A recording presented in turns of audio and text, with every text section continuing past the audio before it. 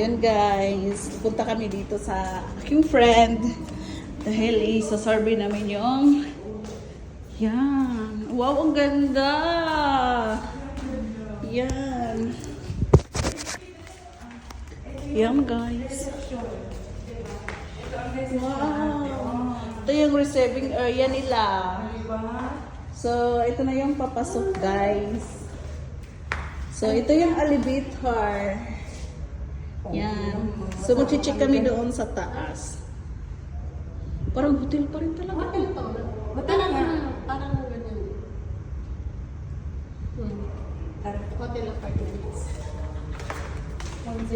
Yun, papasok na kami. Ay, hanggang 4 lang dito. Pareho lang naman. Dati to may ano to, may tawag dito. May isda.